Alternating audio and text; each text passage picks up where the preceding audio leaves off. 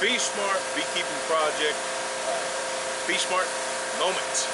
Today I want to show you a little bit of something about doing live bee removals. Now a lot of people will call me to get bees out of a wall or a roof or somewhere in a house to soffit, and a lot of people always ask, you know, how does this happen? Why me? This kind of a thing.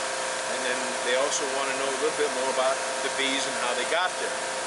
In a situation like this, like for example this house here, they're up here in the corner, and I'll show you this in a minute.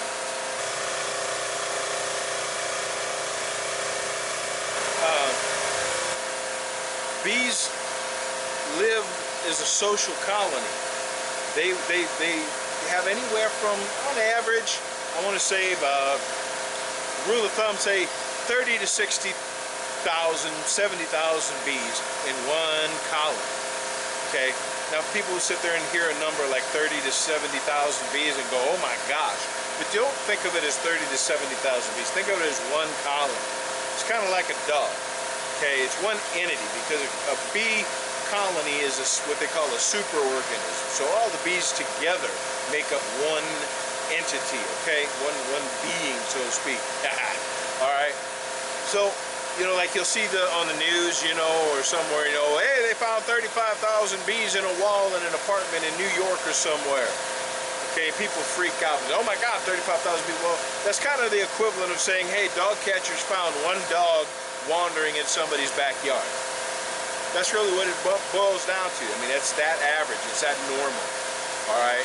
We don't want to get people going crazy over the number of individual bees. Now, if somebody said, hey, they found 5 different colonies living in one wall, or the walls of one apartment, now there's something to go whoa about. That's monumental. Okay, but 35, even 70,000 bees in a wall, that's one colony basically, maybe 2, depending on how it was split up and all that. Which 2, you know, it's not uncommon. I mean, it's not everyday normal, but then again, you know, people who do this long enough, we kind of expect it. It's on that, you know. So don't get crazy on the individual numbers. Okay, there's one colony, for example, in this wall. Bees are looking for some place that's dry, that's warm, and that's defensible. A wall, especially higher up, is dry, usually. It's warm, especially in the winter, because there's heat. Most of these houses, they're warm inside. They're generating, they got the heater on, especially in the winter. So they're warm, and they're defensible, because they find 1, 2 little holes somewhere peeking through that they can find and get in and out of. And a lot of times, most people don't even realize that little hole is there. The smaller the entrance, the better they're able to defend it. Okay? So it's almost the perfect location for them. They just happened to stumble upon it when their scouts went looking. So that's how they end up finding these places. They're looking for an ideal location. Dry, warm, defensible. Especially if it's got plenty of space to grow. A lot of these buildings, these houses and whatnot, you know, they'll start at the bottom of a floor or the bottom of a ceiling, that board there, and they can hang it down, and as long as there's no cross braces that stop them, they can sometimes draw a comb 12 feet long.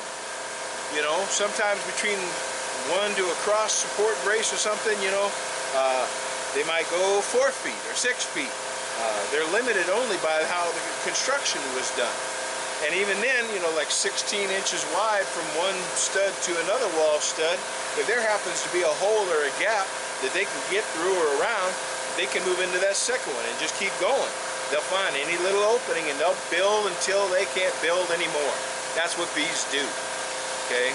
They make a nest as big as they can, because that's how a good, healthy colony does. So in a wall kind of like this, bees have found just the best place they think they could find. And they're at home. We tried doing a trap out earlier on this one, and we had bad weather, and we had, the bees were basically already entrenched. They had good food stores built up already, it looks like.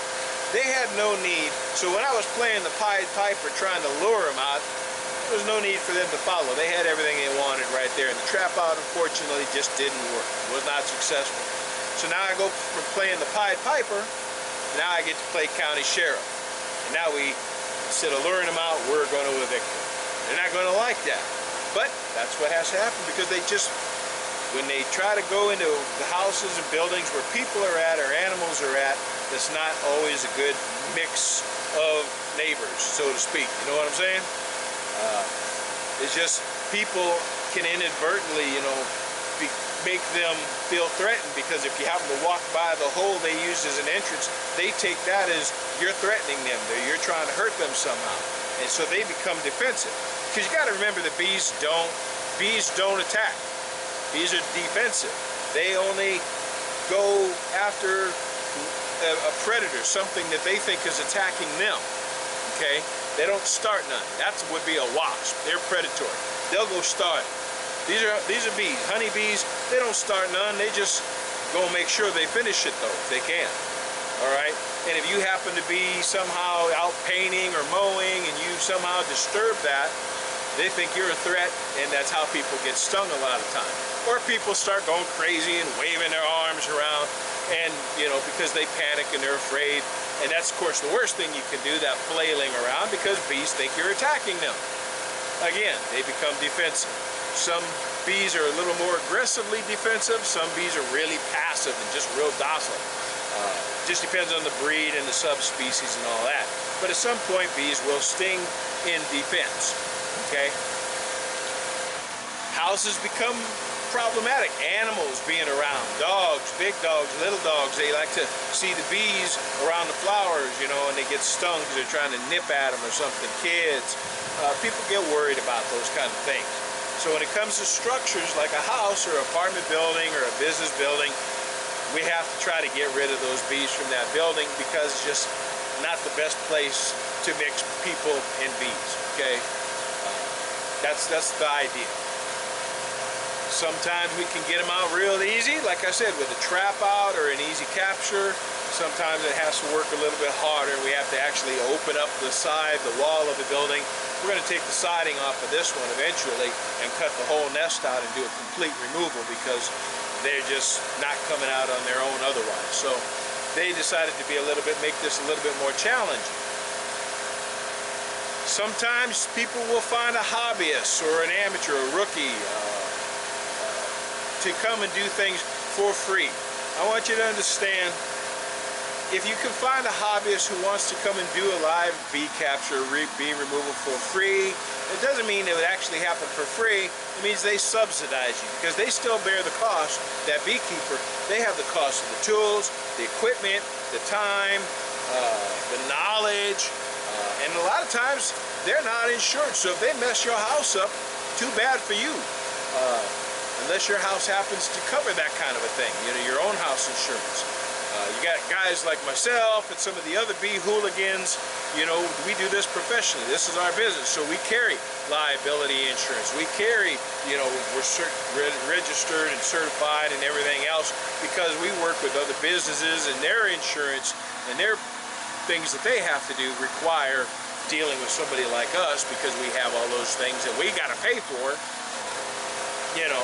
So don't balk just because somebody like me, you call somebody like me that does this professionally, says, yeah, there's going to be a cost associated to that. We're doing this professionally. We have the equipment. We have the time. We're going to do it the right way for the bees and for the customer. We got your best interest in mind. I'm not saying all hobbyists are going to be, you know, bad at doing this, because most of them got the best interest of the bees and themselves in mind. They're there to get free bees in their mind, which is fine. That's cool if they can do it and get away with it, and, you know, no harm, no foul. That's wonderful. I love it. Helping everybody wins in that case. That's great.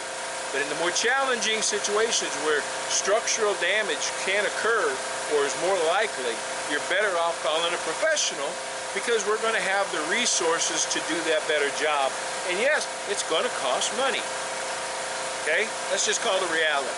But we want to make sure everybody wins in even the most challenging situation. And that takes more tools, more resources, more knowledge, more experience. Might take special access like a lift or you know, scaffolding, something that we might not normally have to use in a general situation.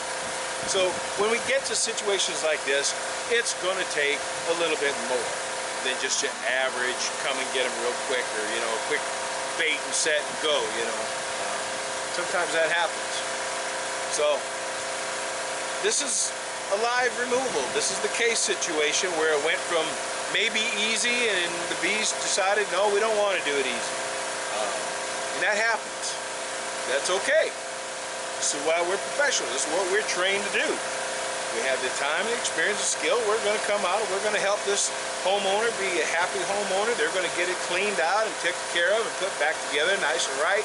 Hopefully we get these bees out and they're not too distressed, and they come out and get sent to a beekeeper that's going to take care of them properly, manage that hive properly, so the bees will win. And there's a beekeeper out there that wins because they're getting a hold of some bees that are locally adapted, hopefully, and they're going to do well.